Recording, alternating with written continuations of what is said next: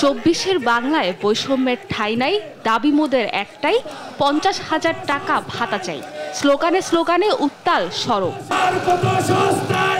এক দফা দাবিতে রোববার সকাল থেকে শাহবাগে অবস্থান নেন সারা দেশ থেকে আসা প্রাইভেট ট্রেনি চিকিৎসকরা। 2 ঘন্টার আলটিমেটাম দিয়ে শাহবাগে অবস্থান নেন তারা। যৌক্তিক সমাধান না আসায় বেলা 11:30টার দিকে পুলিশের ব্যারিকেড ভেঙে সড়কে অবস্থান নেন আন্দোলনকারীরা। বন্ধ হয়ে যায় চলাচল। আন্দোলনকারীদের দাবি, সরকারি চিকিৎসকরা নবম গ্রেডে বেতন পেলেও বৈষম্যের শিকার প্রাইভেট ট্রেনি চিকিৎসকরা।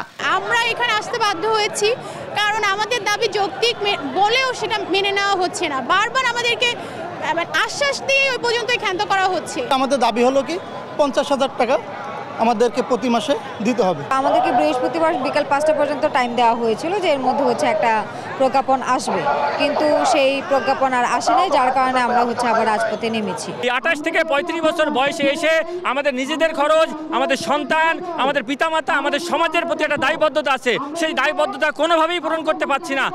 বিকেলে বেতন ভাতা সমস্যা সমাধানে স্বাস্থ্য মন্ত্রণালয়ের সাথে বৈঠকে বসে প্রাইভেট ট্রেনি চিকিৎসকদের প্রতিনিধি দল।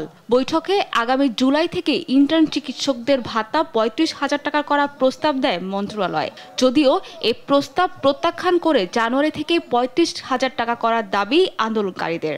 জানুয়ারি থেকে 30,000 টাকা করা এবং পরবর্তী জুলাই থেকে 35,000 টাকা করার কথা ওনারা বলতেছেন, বাট এটা অত্যন্ত অযৌক্তিক এবং এটা আমাদের সাথে প্রহসন।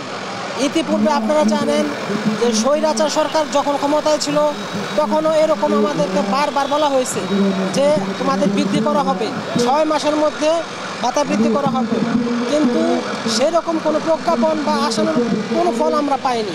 কর্মবিরতির ডাক দিয়ে গত সপ্তাহেও একই দাবিতে সড়ক অবরোধ করে এই চিকিৎসকরা। সাব্বিরা মজুমদার, দেশ টিভি, ঢাকা।